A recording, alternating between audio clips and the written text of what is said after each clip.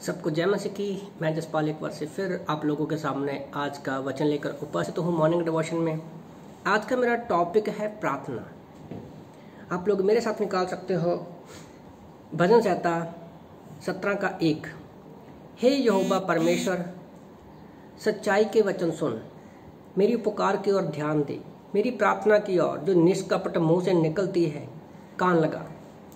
आज पूरा दिन मैं इसके ऊपर मनन कर रहा था कि सच्चाई के वचन सुन, मेरी पुकार की ओर ध्यान दे। एक तो परमेश्वर ने हमें बाइबल दिया है और हमें पता है कि परमेश्वर का वचन जो है बाइबल सच्चा है, पर हम जो बोलते हैं कई बारी क्या है वो भी सच्चाई के हैं कि नहीं है।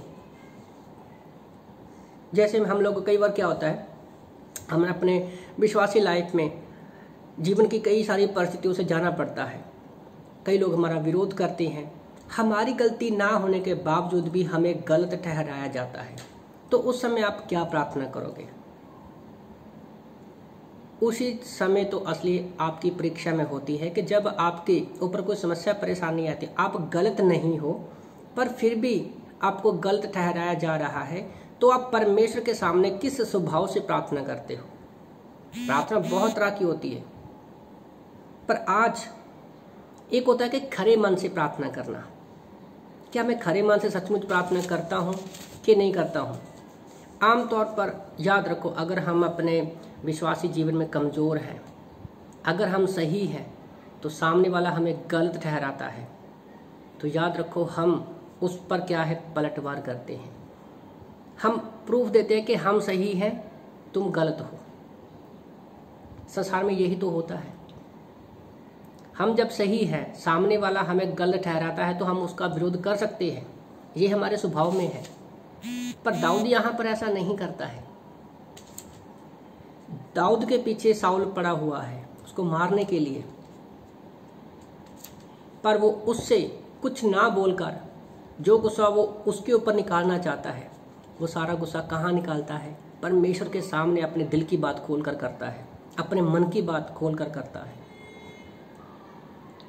तो वो कहता है, क्या आपने कभी इस तरह से प्रार्थना किया है कि हे यहोवा परमेश्वर, सच्चाई के वचन सुन, मेरी पुकार की ओर ध्यान दे, मेरी प्रार्थना की ओर जो निष्कपट मुंह से निकलती है कान लगा। क्या जब मैं प्रार्थना करता हूँ, क्या ये बात जो दाऊद बोल रहा है मैंने कभी किया है? तो अगर आपने इस प्रार्थना का अनुभव नहीं किया है तो मैं चाहता हूँ कि आप इस प्रार्थना का अनुभव करें। बाइबल कॉलेज में पास्टर से मैंने एक बात सुना था जो आज तक मेरे दिल में बैठी हुई है। उन्होंने कहा था, अगर गलती चाहे सामने वाले की हो या तुम्हारी हो, माफी विश्वासी को ही मांगनी है। पहले तो बात मेरे हज़म नहीं आई, पर जैसे जैसे मैं बाइबल कॉलेज में बढ़ता गया तो मैंने इस बात को प्रैक्टिकली अनुभव किया। प्रभु का वचन कहता है, नए नियम में पढ़ते हैं कि मेरी वेदी पर बलि चढ़ाने से पहले अपने भाई के साथ सुलह सफाई कर ले।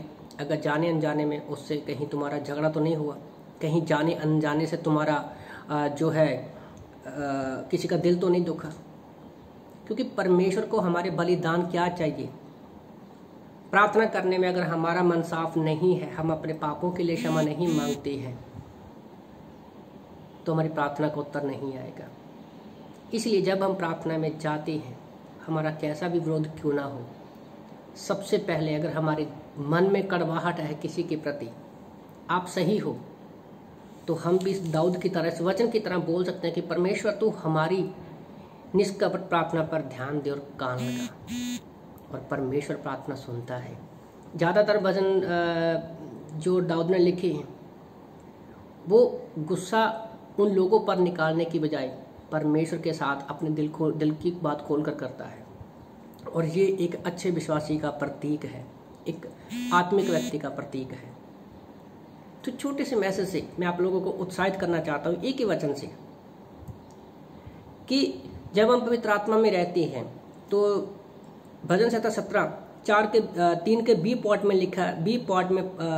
में लिखा है, मैंने ठान लिया है कि मेरे मुंह से अपराध की बात नहीं निकलेगी। अगर हमारे सामने हमारा विरोधी है तो हमें उसके जैसा नहीं बनना है। अगर वो आत्मिकता में नहीं है, वो सही नहीं है, तो शैतान भी हमारे मन में विचार डालेगा तू सही है, तू उसका विरोध कर सकता है। पर नहीं, हमें किसी के भी सामने अपने मुंह से जो है बुरी बातें नहीं निकालनी। हम परमेश्वर से प्रार्थना करेंगे, परमेश्वर हमें क्या है, बचाएगा। तो इन वचनों से प्रभु आप सबको आशीष दे। आमीन।